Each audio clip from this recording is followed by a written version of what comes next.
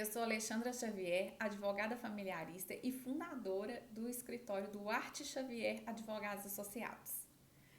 Bem, assim como você, eu não nasci advogada e nem nasci aqui no Duarte Xavier Advogados. Eu vim de uma longa estrada e, diga-se de passagem, não era asfaltada, foi estrada de chão mesmo. Convido você a curtir e me acompanhar aqui para saber mais a respeito dessa história. Bem, eu sou nascida e criada em uma cidade do interior, bem pequena. Quem é do interior vai identificar e saber do que eu estou falando. Quando você está ali no interior, as pessoas te perguntam: você é filho de quem? E essa resposta que eles esperam é que você diga que você é de uma família conhecida e bem-sucedida. Se você não é identificado pela sua família que não é bem-sucedida, talvez conhecida, você é mais ou menos. E se você nem passou por essas duas etapas, você não é bem-sucedido. Tem também aqueles que não se enquadram nessas três, né? Eu digo assim, o rico, mais ou menos, e o pobre. Você pode se enquadrar também nos bonitos ou os populares. Eu não era nenhum deles. Aliás, eu estava enquadrada ali naqueles de classe média baixa. Meu pai era um comerciante, minha mãe dona de casa, e eu gostava muito de ajudar meu pai nos comércios dele. Ele tinha uma fábrica de chapéu e eu ajudava ali na confecção daqueles chapéus, que era uma das condições para a gente poder viajar para a praia. Minha irmã, que era mais velha, né, já era alfabetizada, e mais velha que eu digo, ela já devia ter os seus 10, 12 anos, ela fazia as notas fiscais e eu e meu irmão, mais novos, né, ali por volta dos 6 anos, passava fita em chapéu, fazia um servicinho mais braçal. E eu gostava de estar ali naquele meio. Mas eu era muito diferente dos meus irmãos. Meus irmãos tinham cabelo liso, a minha irmã dos olhos verdes, né, muito bonita. E aí eu não era muito olhada, não era muito vista. E eu ficava querendo também me destacar ali naquele ambiente que eu era criada. Aí eu fiquei pensando o que eu ia fazer para poder desenvolver. Também não era tida como inteligente, meu irmão era o tido como inteligente. Eu falei, nossa, será que vai ser assim a vida toda? Então, com o passar do tempo, né, a minha mãe sempre ensinava pra gente, uma ótima dona de casa, e ela sempre ensinava posturas, comportamento, e a gente até era tido como crianças muito bem educadas. A minha mãe era daquelas assim, olha, sempre, às vezes, nunca. Eu brinco com meus primos quando eu encontro com eles, que é algo que ficou marcado ali pra gente, sabe? A minha mãe era uma pessoa muito bem educada e ela gostava muito de ensinar esse padrão cultural de como comportar com as pessoas. Bem, com meus 12, 13 anos, meu pai já tinha fechado uma fábrica de chapéu e tinha montado uma oficina de máquinas de costura. E eu queria muito ser remunerada. E aí eu comecei a trabalhar, né? Claro que eventualmente não era algo que eu precisava cumprir horário, até porque eu estudava, mas eu ficava na oficina para ele, recebendo ali os clientes dele. E atendia as ligações e era muito bem educada. As clientes do meu pai ficavam doidas comigo. E realmente tinham que ficar porque eu realmente as tratava muito bem, eu era muito educada. E eu achava isso o máximo. Foi uma forma que eu entendi que eu seria reconhecida por aquele atendimento. E aí eu falei, pai, tô trabalhando de graça aqui já tem muito tempo e eu tô querendo receber uma remuneração por isso. E sabe qual foi a resposta que meu pai me deu? Ele me entregou um bloco de notas promissórias e falou, tá certa, essas notinhas aqui são de clientes que não me pagaram, pode receber. O dinheiro que você receber vai ficar para você. E aí, gente, eu fui lá, atrás de receber aquelas notinhas, né? Ainda era uma adolescente e ia receber aquelas notinhas, porque as atividades domésticas não me agradavam muito, apesar de saber, não me agradavam muito. E quando eu ainda era um pouco mais jovem, que nessa idade minha mãe já havia desistido de mim, que um pouquinho mais nova, ela pedia para eu poder lavar vasilha, arrumar a casa, fazer as outras atividades, quando ela estava sem ajudante, porque ela sempre teve alguém que ajudasse também, eu não era muito dada também nas atividades do lar, né? Ela falava assim, eu falava com ela que eu não ia lavar, que eu ia chamar o conselho tutelar para ela, que aquilo era exploração infantil. Então, por volta de 8 anos de idade, eu já tinha um sanguezinho de advogada na veia. E aquilo ali estava no meu subconsciente, estava na minha alma. Lembro que meu pai falava, meu Deus do céu, se essa menina não tivesse nascido, ela tinha que ser inventada. Ficava por aquilo ali mesmo, eles achavam engraçados os meus argumentos e cediam os meus argumentos. E voltando, né? Lá na época onde eu era ainda a ajudante do meu pai ali na fábrica de oficina de máquinas de costura, naquela oficina ali de máquinas de costura, eu atendia os clientes dele e atendia muito bem. Até que eu quis uma remuneração, ele me deu um bloco de notas promissório e falou, pode cobrar as clientes. Então, nesse meio tempo, eu já tinha tido a experiência aí de ser advogada, de fazer uma execução, né, atender o cliente. Naquele meio tempo, eu já tinha tido essa experiência aí de forma inconsciente de ser advogada, na justificativa de não lavar as vasilhas da minha mãe e nem fazer as atividades domésticas. Já tinha experiência de atendimento ao cliente ali na oficina do meu pai. E agora eu estava tendo a oportunidade de fazer uma execução extrajudicial, né? Que era receber as notinhas.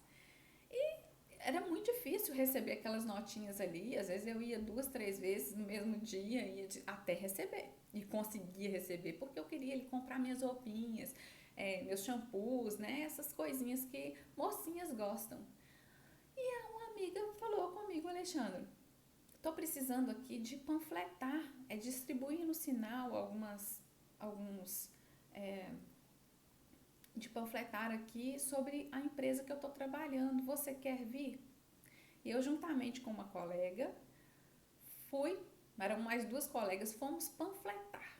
E aí nós começamos a panfletar, e sendo muito simpática e tudo, teve uma repercussão boa na cidade, porque até então acho que nem existia panfletista. Pensa bem, estou entregando a minha idade.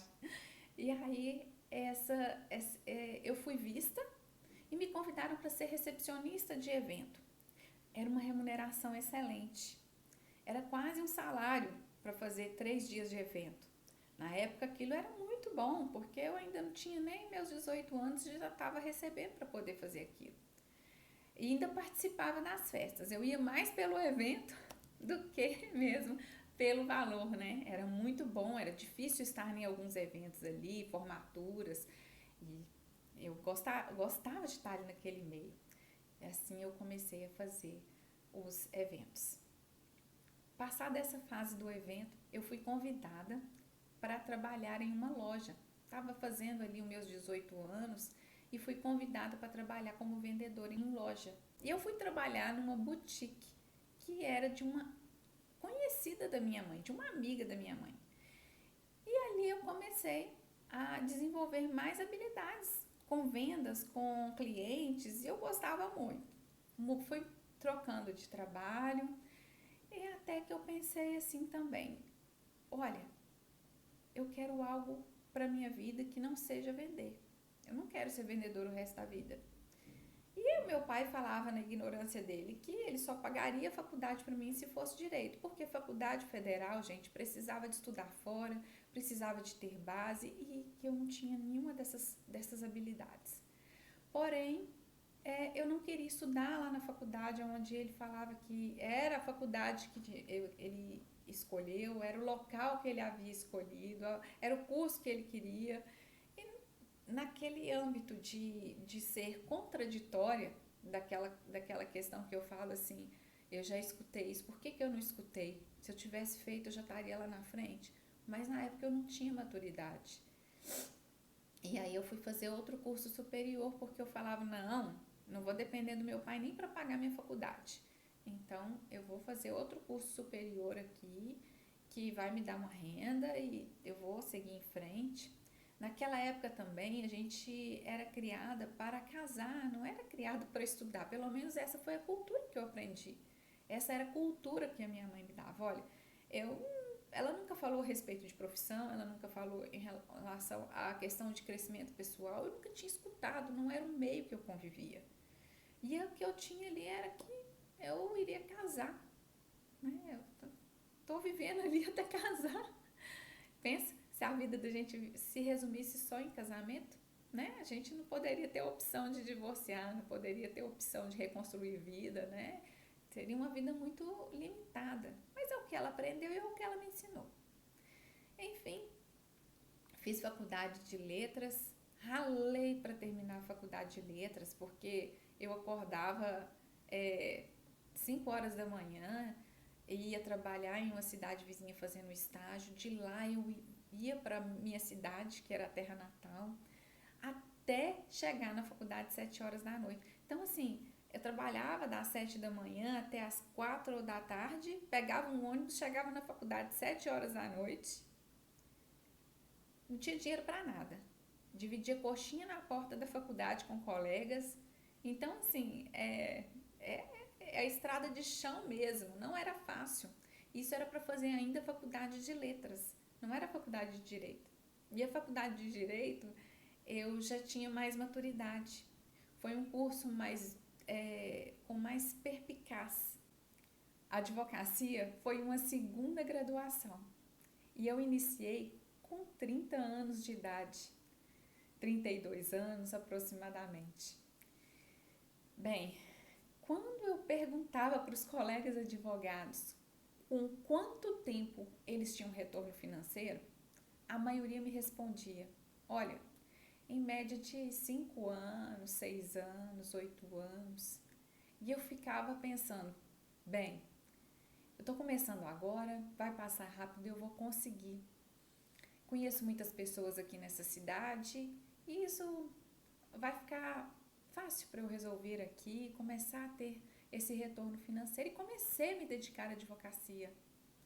Porém, no meio do caminho, eu me divorciei e precisei me mudar da cidade que eu morava. Vim para uma cidade vizinha, onde estou até hoje. E essa cidade era um pouco maior. E eu pensava, mas agora a cidade é maior, eu não conheço ninguém e vou começar do zero novamente na advocacia? Como eu vou fazer? E eu comecei a advogar e estudar para concurso, porque eu achava que seria muito mais fácil eu passar no concurso público do que estar na advocacia. Eu achava que o retorno financeiro seria muito mais rápido. E aí eu comecei a estudar para o concurso público de defensoria pública, que é aquele concurso voltado para as pessoas que não têm condição de pagar um advogado. Eu queria ser advogada, eu estava disposta a ser advogada. Porém, eu queria que o retorno financeiro fosse mais rápido. E comecei a estudar. Nos meios que eu estudava não eram os meios tão adequados para quem queria passar num concurso de defensoria pública. Até que eu descobri um curso específico para quem queria fazer e comecei a estudar esse concurso público.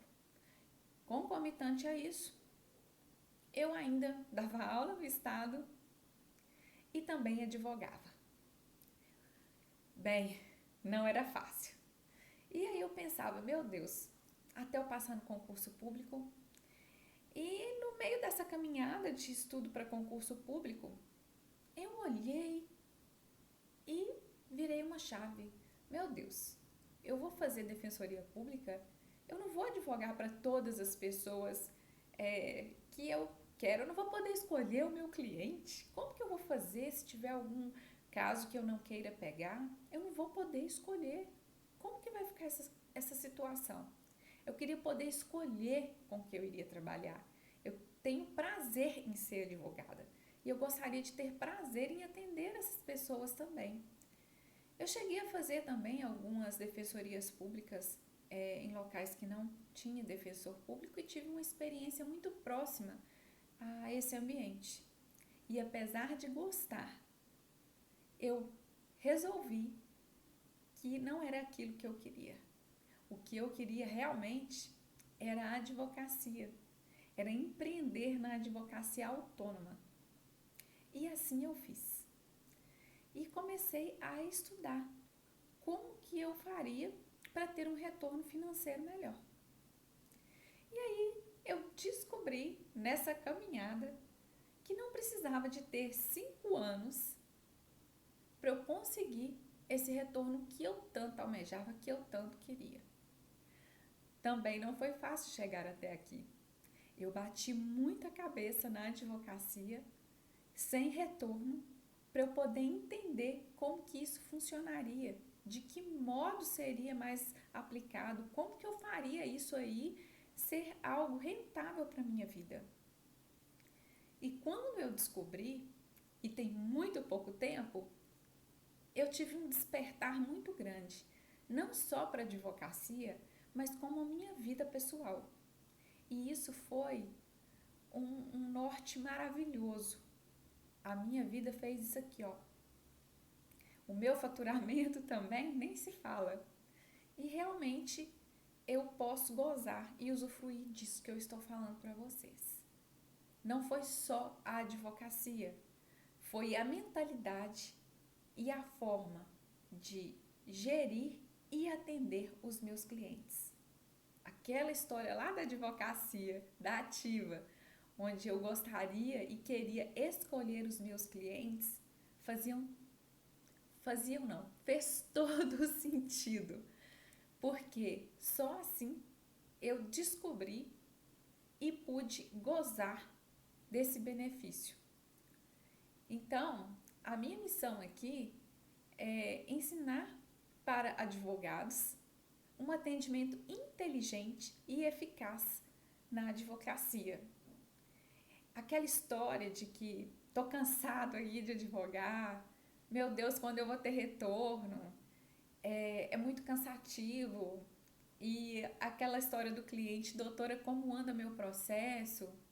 Como lidar com esses clientes de difícil trato? Porque tem. Às vezes até nós mesmos somos esse tipo de cliente aí de difícil trato. E às vezes a gente não percebe. Então talvez o seu cliente também não esteja tendo essa percepção.